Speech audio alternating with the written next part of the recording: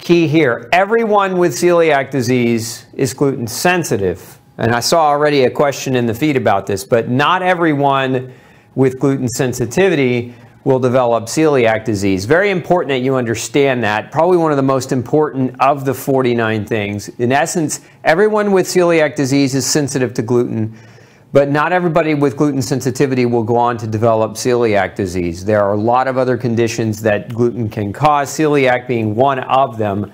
And so very important to understand that. There was a question in the feed about vitiligo and being tested, and you were tested incorrectly for gluten sensitivity. You were tested for celiac disease, and you didn't have it, but it doesn't mean you're not gluten sensitive. And so let's just put, let's see, I believe that was that question. I can't remember if it's an abbreviation, is AA, whoever AA is.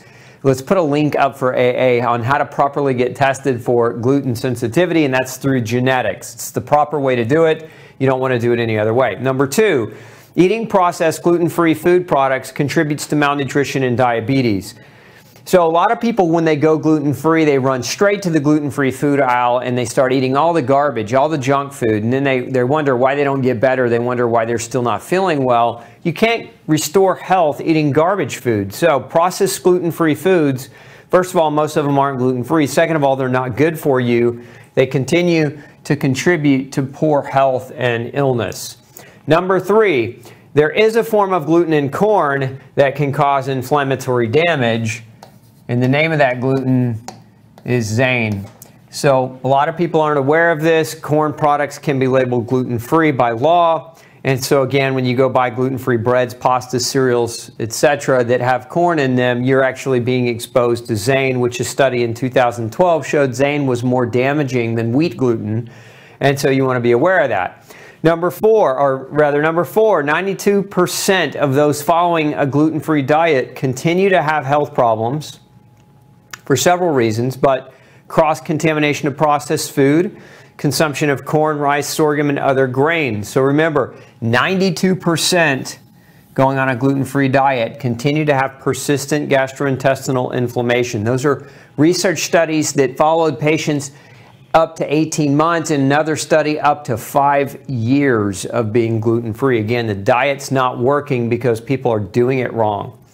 Number 5, Villus atrophy, which is a sign of celiac disease, right? So when doctors are doing tests to determine whether you have gluten or whether gluten sensitivity or whether you have celiac disease, Villus atrophy through a scope is one of the tests that they run. But did you know that Villus atrophy can also be caused by corn, soy, dairy, viral infections, as well as parasite infections? And so just because you have Villus atrophy on a scope is also not an accurate indicator that you have celiac disease, because there are other things outside of gluten that cause Villus atrophy.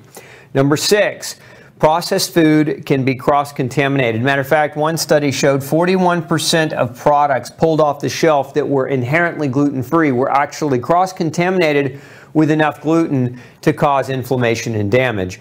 Which brings me to this. How much does it take to cause inflammation and damage? 20 parts per million.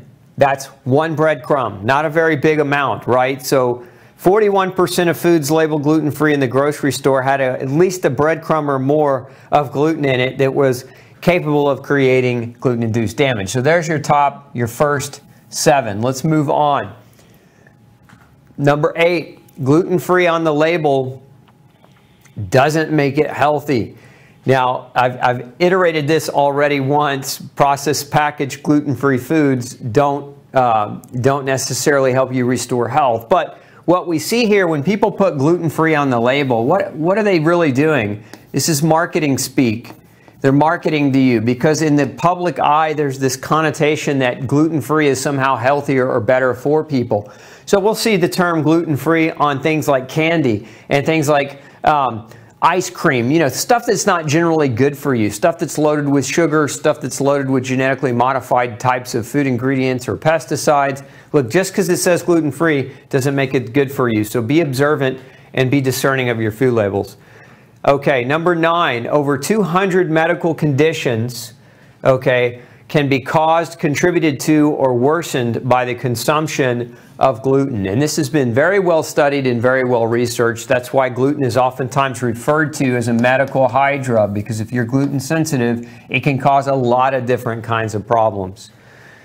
Number 10, gluten is a common cause of unexplained iron deficiency anemia. So those of you out here today watching, if you've ever been diagnosed with iron deficiency and you don't know why, and your doctor just said, hey, take iron, or maybe they didn't even say take iron. It happens a lot with the people that come to see me. Or you've had multiple infusions, meaning your iron is so low you've had to go in and get blood infusions because your iron keeps dropping.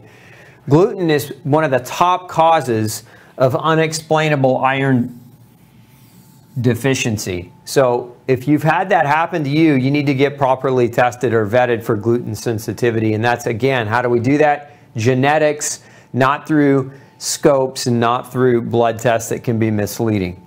Okay, number 11, gluten can cause vitamin B12 deficiency. So this is iron deficiency. Here's vitamin B12 deficiency, which can also cause anemia, but some of the symptoms of this as well. Symptom of B12 deficiency is the next one on the list. Vitamin B12 deficiency can cause migraine headaches. And so we know gluten can also cause migraine headaches, but gluten can cause migraine headaches in more than one way. Gluten can cause autoimmune migraine headaches, but it can also lead to migraine headaches as a result of causing vitamin B12 deficiency. The next one, casein, a protein in dairy, can actually mimic gluten. So many of you who are following a gluten-free diet but continue to struggle, there's a whole nother section that people refer to as the casein-free, gluten-free diet, CFGF diet, and that's because so many people eating gluten are reacting to casein because of the mimicry here. I always generally, when I find somebody that's gluten sensitive in my practice, we do 6 months minimum, 6 months off of dairy to, if there is cross-reactivity happening or molecular mimicry happening, we can calm that immune system down enough to maybe potentially introduce dairy later down the road. And sometimes we can and sometimes we can't.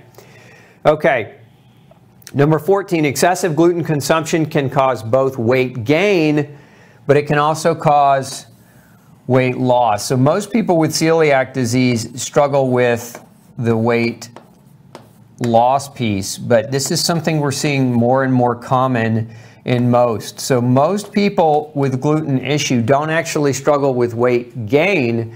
They struggle with weight loss. They struggle with actually putting too much weight on. They actually are overweight at the time of diagnosis. And there was a study recently published a number of months ago, and I think, don't quote me on this, but I want to say it was more than 60% of people with initial diagnosis of gluten sensitivity were actually obese or overweight and not underweight. So again, a misconception there.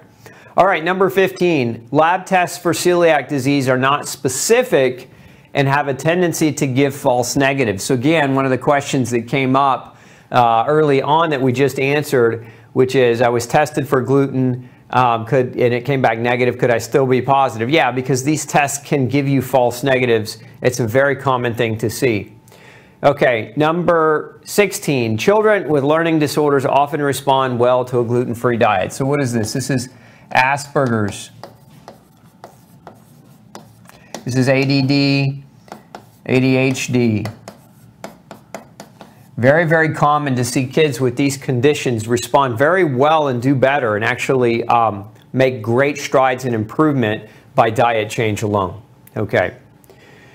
Number 17, the best way to lab test for gluten sensitivity is with DNA testing. I've hit on this already. DNA testing, HLA-DQ is where it's at, folks. HLA-DQ, alpha-1, and beta-1 tests. Those are what we want to know about a person when we're trying to rule out whether or not gluten sensitivity is an issue. Number 18, gluten sensitivity is completely different from wheat allergy. You'll see the terms sometimes interchangeable. You'll see people say, I'm wheat allergic. You'll hear other people use the term, so allergic, you'll hear the term sensitive. You'll hear the term intolerance. Technically, these terms are not interchangeable. They all have difficulty, to think they have a wheat allergy and no other problem. It's just common, and so you want to understand these differences. And by the way, if you're not enrolled in our master class on Glutenology, it's called the master class, the Glutenology master class. That's coming up in September 15th through the 19th. It's free. Let's throw that link up in the feed for you. So if you haven't yet registered and you need to know more about gluten and you want to get the details, the granular details, make sure you register for that free master class.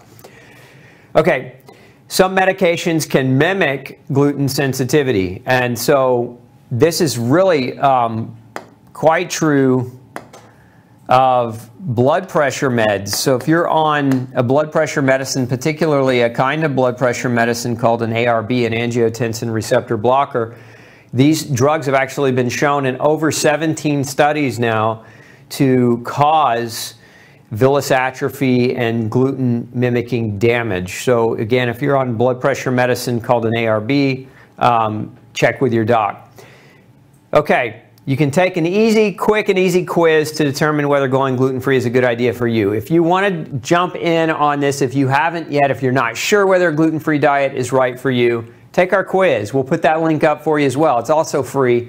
You can take that quiz, and depending on how you answer those questions, might give you a good indicator as to whether or not you need to look more into genetic testing or look more into getting specific about your diet. Okay, number 21. It can take 3 years to fully recover from gluten-induced disease. This is a mistake I commonly see people make, is they go gluten-free for a month, or a few weeks, or even a few months, right? And then they're expecting that all those years of damage just magically disappear, right? And that's an unrealistic expectation. In my experience, I've been doing this 21 years. My experience, it takes 3 years for most people to come around to full recovery, because you're not just getting the gluten out of the diet, but you need time for your body to become renourished, to get the vitamins, the minerals it needs to heal, repair all the years of damage, but also to recover and recoup the inflammation and make new tissue, and that can take time. And where this really takes the longest is if you suffer from neurological. So if you have a gluten-induced neurological problem, which is very common, probably one of the most common is peripheral neuropathy. So those of you, this is another one, for those of you who aren't aware of it, neuropathy can be caused by gluten. And there are different forms of neuropathy, but neurological symptoms take the longest to heal and repair. Hey, don't forget to check out the rest of the series right here. Make sure you hit subscribe below. And as always, thanks for tuning in.